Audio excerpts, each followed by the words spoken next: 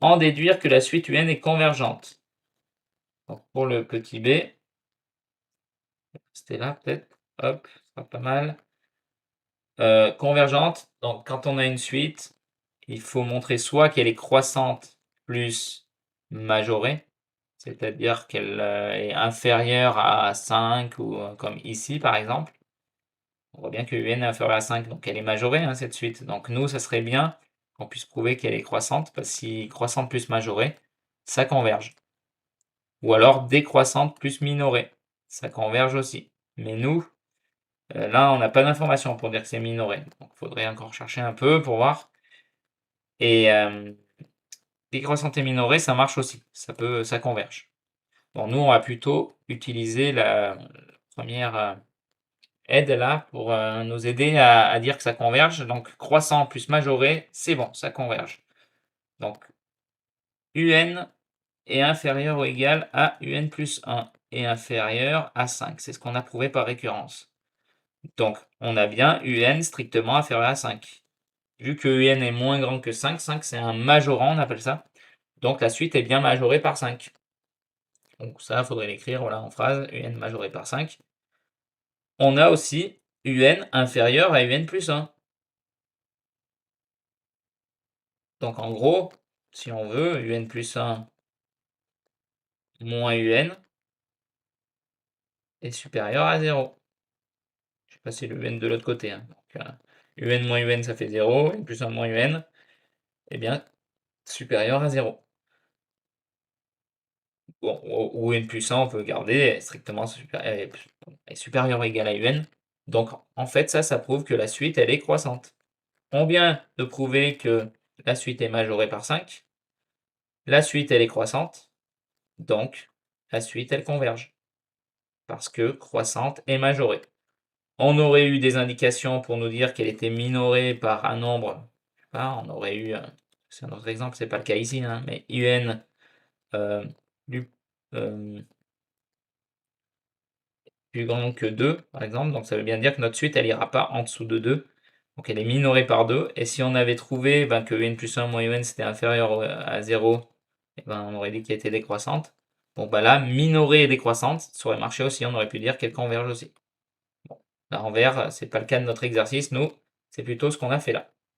Donc ça, c'était pour la question B. Pour la 4, on estime que le médicament est réellement efficace lorsque sa quantité dans le sang du patient est supérieure ou égale à 1,8. Recopier et compléter le script. Bon là, c'est déjà corrigé.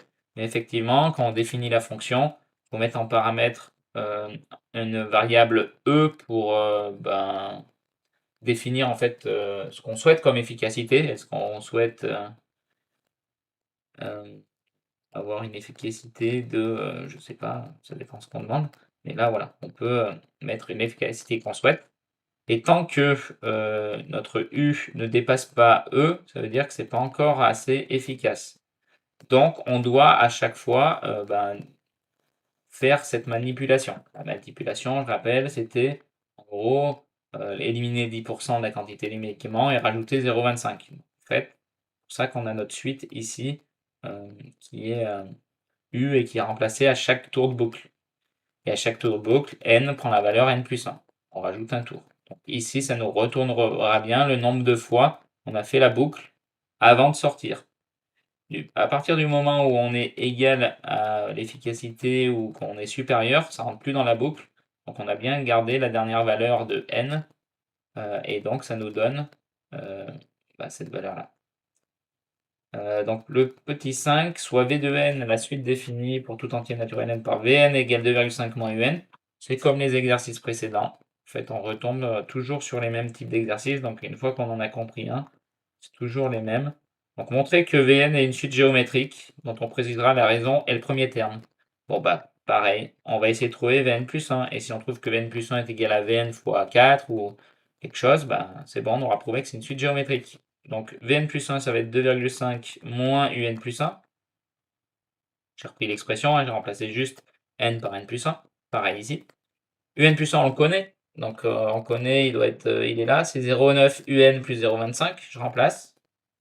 N plus 1 égale à 2,5 moins 0,9 Un plus 0,25. Une fois qu'on a ça, on peut simplifier, là, 2,5 plus 0,25, ça nous donne Vn plus 1 est égal à 2,75 moins 0,9 UN. Quand on arrive dans ce cas-là, on n'a pas Vn plus 1 est égal à quelque chose fois Vn. Il faut le faire apparaître, le Vn. Toujours pareil. Vn, c'est 2,5 moins UN. Donc si on fait apparaître ça, on pourra le remplacer par Vn. Pardon.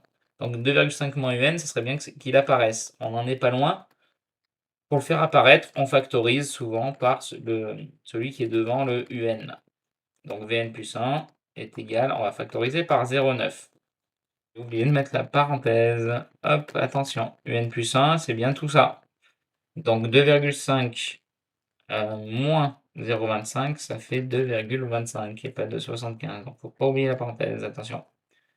Hop.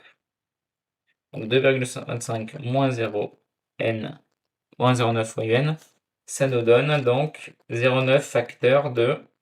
Donc là, si on fait 2,25 divisé par 0,9, on trouve 2,5.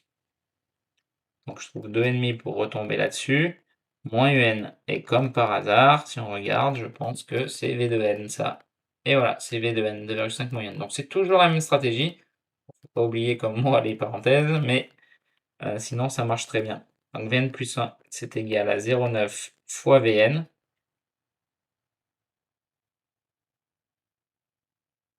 Et donc là, on a bien trouvé une suite géométrique. Toujours pareil, après on peut l'exprimer de façon explicite. Donc c'est V0 fois R puissance n. Je déborde peut-être sur la question, c'est la question d'après sûrement. Montrer que Vn est une suite géométrique, donc ça on l'a fait. Donc on a trouvé la raison. V0, en fait, on reprend la formule, hein, vu qu'on connaît c'est 2,5 moins U0. V0, c'est égal à 2,5 moins U0, c'était combien? C'était 1.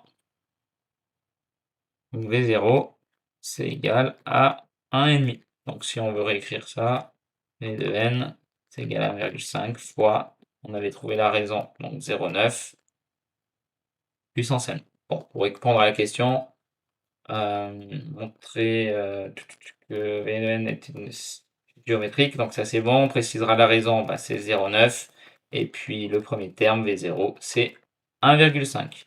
Donc ça c'est plus pour la question d'après, pour montrer que pour tout entier naturel, un est égal à cette écriture-là.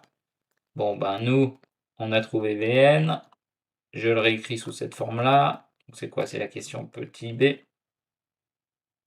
Une fois que j'ai réécrit sous cette forme-là, je me dis, bon, ben j'ai cette expression, Vn égale 2,5 moins un. C'est toujours pareil, toujours les mêmes exercices. Donc là, je vais isoler un. Donc ça veut dire que ça va me faire 2,5 moins Vn, mais Vn, on l'a calculé et il faut bien prendre sa forme explicite et pas sa forme récurrente, parce que c'est Vn plus 1 en plus, c'est même pas Vn. Donc là, on remplace, c'est 1,5 fois 0,9 puissance n. Donc je réécris un égale 2,5 moins 1,5 fois 0,9 à la puissance n. Et nous, on voulait montrer que c'était égal à 2,5 moins 1,5 fois 0,9 puissance n. Voilà, on a trouvé le résultat. Et le petit c, il faut prouver que le médicament devient trop toxique lorsque sa quantité présente dans le sang du patient dépasse 3 mg. Alors là, moi je ferais bien avec les limites, puisque là ça converge. Quand ça tend vers plus l'infini, là ça tend vers 0. Donc on a une limite qui est de 2,5. On ne pourra pas aller plus haut. Sinon, on peut essayer de faire comme pour les autres exercices, essayer de poser un supérieur, strictement supérieur à 3. Sauf que ça, strictement supérieur à 3, on va s'apercevoir qu'on va être avec des logarithmes et logarithmes, on aura des nombres négatifs, donc ça va être impossible. Donc on ne pourra pas résoudre ça. Donc voilà, on ne pourra pas aller plus haut que 2,5. Donc d'après le modèle choisi, traitement présente-t-il un risque pour le patient? Ben non, parce qu'il n'ira pas plus haut que 2,5.